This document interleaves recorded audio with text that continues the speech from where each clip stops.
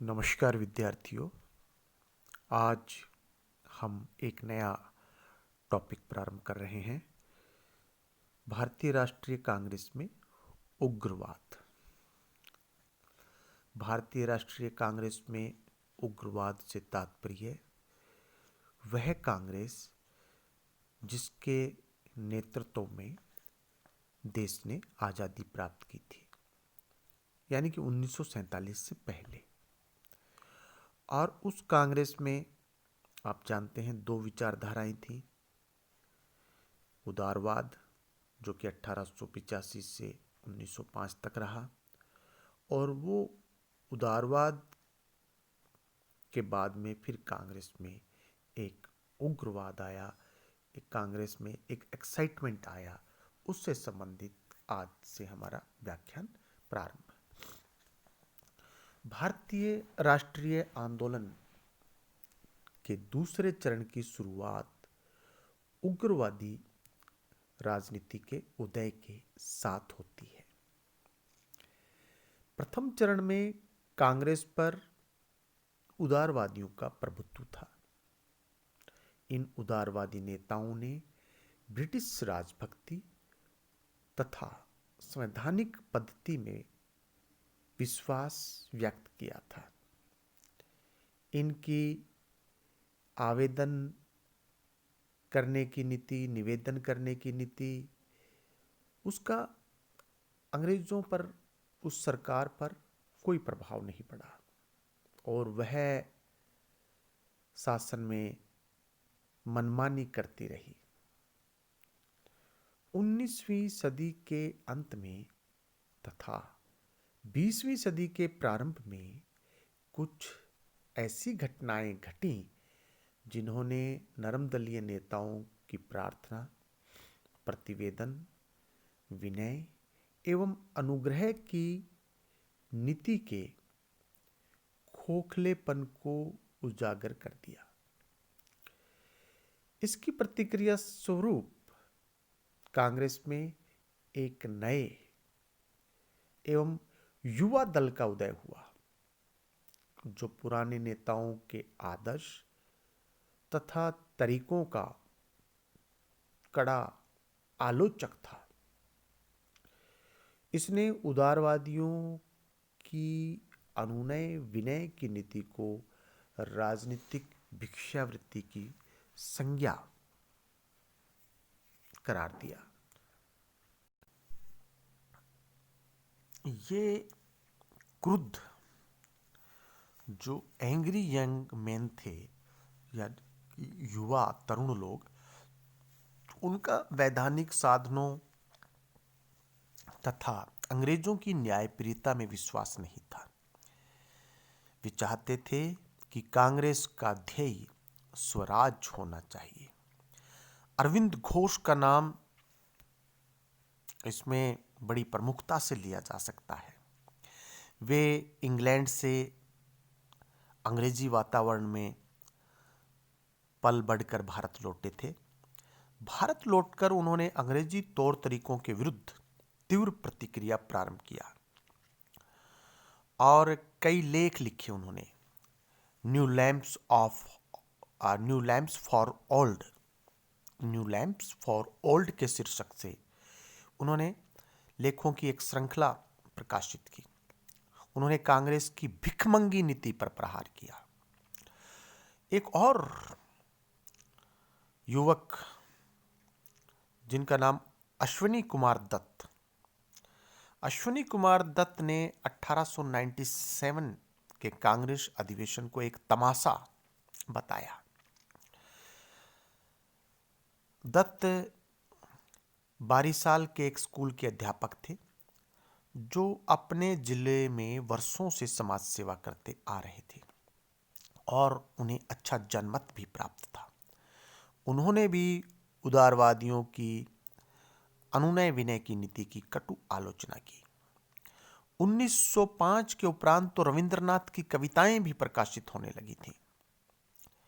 उन्होंने भी भिखमंगी नीति की आलोचना की।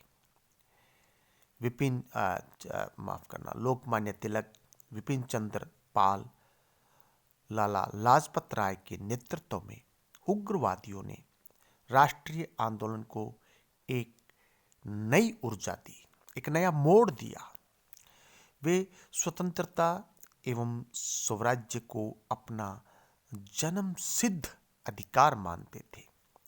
वे निष्क्रिय प्रतिरोध में विश्वास नहीं करते थे। अतः उनका मानना था कि राजनीतिक अधिकारों के लिए लड़ना होगा। लोकमान्य तिलक का साफ मानना था। संघर्ष द्वारा स्वतंत्रता प्राप्त करने की भावना को ही उग्रवाद की भावना से पुकारा गया है। विद्यार्थियों, उग्रवाद क्या है कि जो संघर्ष के द्वारा स्वतंत्रता प्राप्त करने की जो भावना, जो कार्य प्रणाली है, वो जो विचार है, वो उग्रवाद है। बंगाल विभाजन के उपरांत व लॉर्ड कर्जन के कठोर कानूनों के कारण बंगाल के लोग सरकार से विमुख हो गए थे। उन्होंने कांग्रेस के भीतर एक नवीन जीवन दर्शन, एक नई राजनीतिक पद्धति को जन्म दिया, जो उग्रवादी राष्ट्रवाद के नाम से जाना जाता है। राष्ट्रीय आंदोलन जो इस समय तक शिक्षित व उच्च मध्यम वर्ग तक सीमित था, वह अब अपनी परिधि को तोड़कर, अपने दायरे को तोड़कर जन आंदोलन में परिवर्तित होने लगा। भारतीय राजनीति पर उग्रवादियों का प्रभुत्व 1919 अर्थात महात्मा गांधी के भारतीय राजनीति में पदार्पण तक कायम रहा। इनके यदि हम काल की बात करें, 1906 से 1919 का जो समय है, ये अवधि, ये काल उग्रवादी आंदोलन का युग कहा जाता है। और इससे जो पहले का जो कांग्रेस का काल था, वो उदारवादी आंदोलन का युग था। आंदोलन तो हम उसको कह नहीं सकते, वो उदारवादी विचारधारा थी और यह उग्रवादी विचारधारा। अब बात यह है कि इसके कारण क्या थे। देखिए, 19वीं सदी के अंतिम वर्षों में नरम दलीय राष्ट्रवादियों की भिक्षुक प्रवृत्ति और उनके पश्चिमी आचार विचार से जनता चिढ़ने लगी थी। इस उदार राष्ट्रवाद की प्रतिक्रिया में गरम दलीय, जो एक्सट्रीमिस्ट्स कहा जाए जिनको, इन लोगों ने रचनात्मक स्व विकास का मार्ग अपनाया। उन्होंने स्वदेशी शब्द पर अत्यधिक बल दिया। उन्होंने स्वदेशी उद्योगों के पुनः विकास पर जोर दिया। अंग्रेजी के स्थान पर जो अपनी मातृभाषा है, स्वदेशी भाषा है, के प्रचलन और प्रसार पर बल दिया। हिंदी भाषा के माध्यम से उन्होंने राष्ट्रीय भावनाओं को घर घर तक पहुंचाया। हिंदू धर्म सुधारकों ने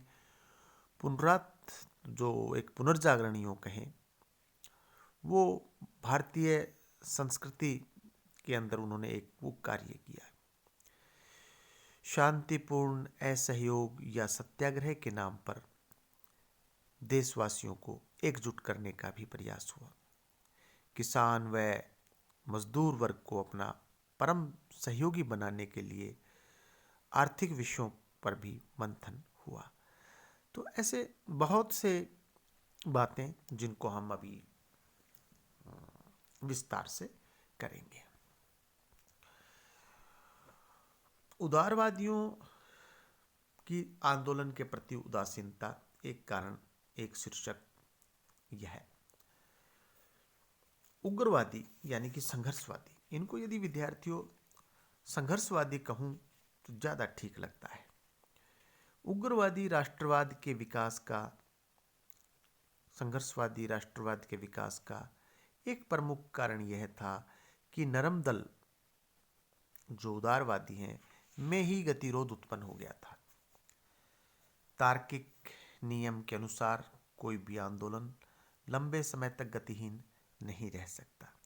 या तो वह प्रगति की ओर अग्रसर होगा या फिर पीछे आएगा, अपकर्ष की ओर आएगा।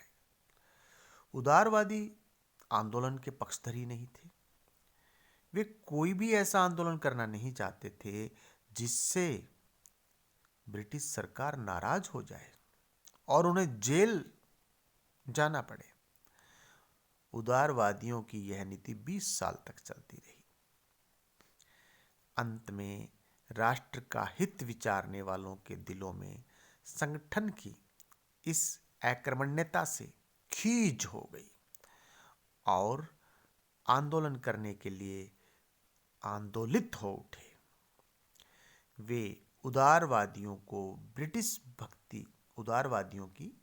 ब्रिटिश भक्ति को तिरस्कृत भावना से देखने लगे और इससे आंदोलन की जो भावना है वो जगने लगी।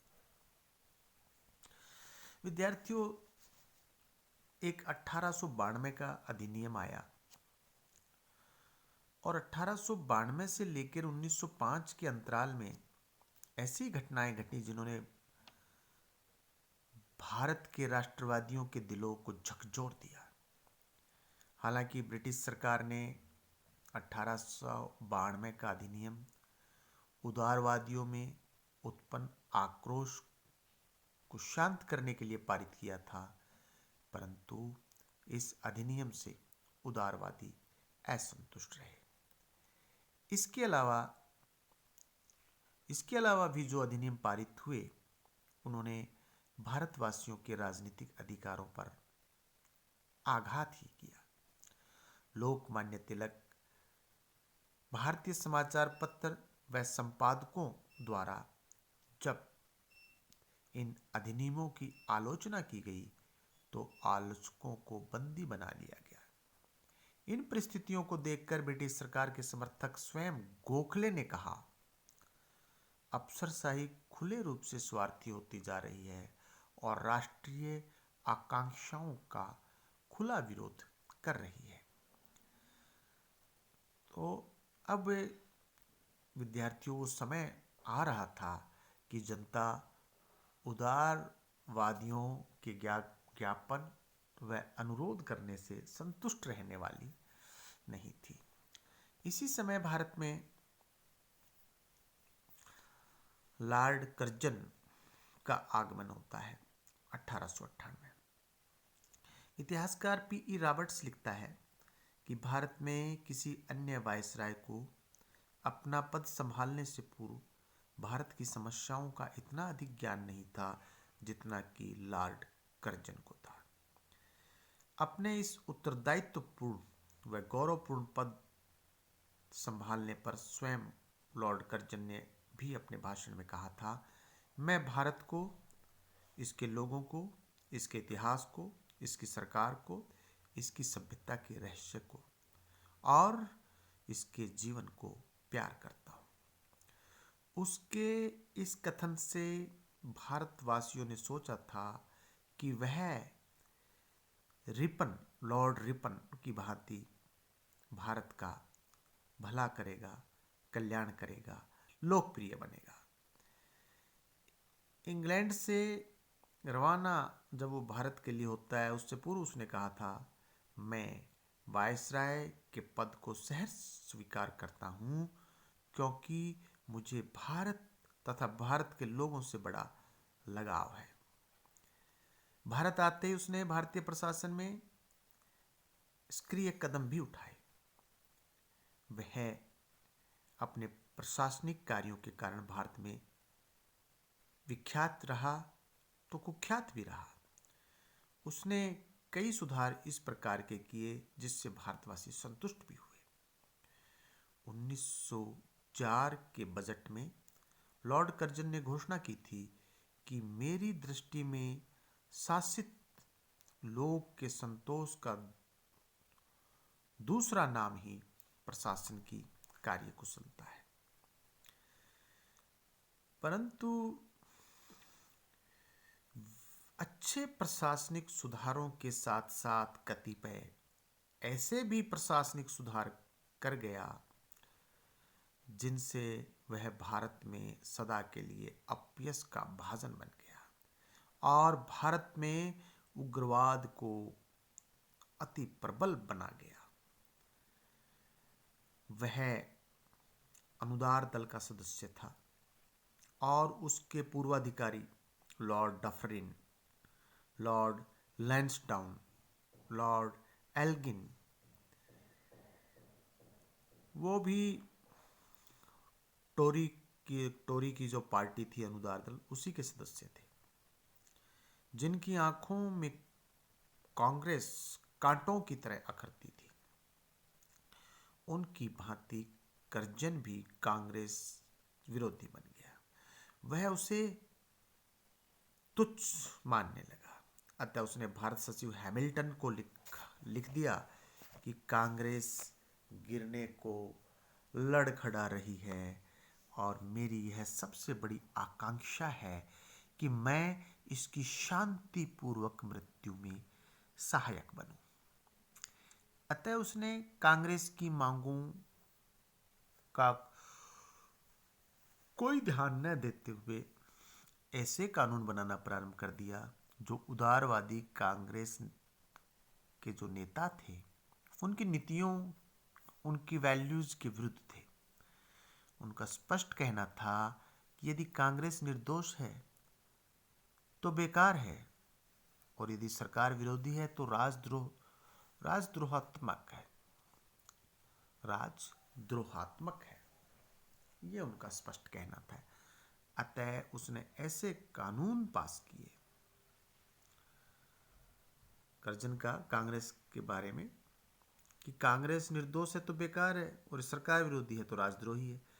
अतः उसने ऐसे कानून पास किए जो भारतीयों की स्वतंत्रता का अपहरण करते थे और हिंदू मुसलमानों में सांप्रदायिकता फैलाते थे।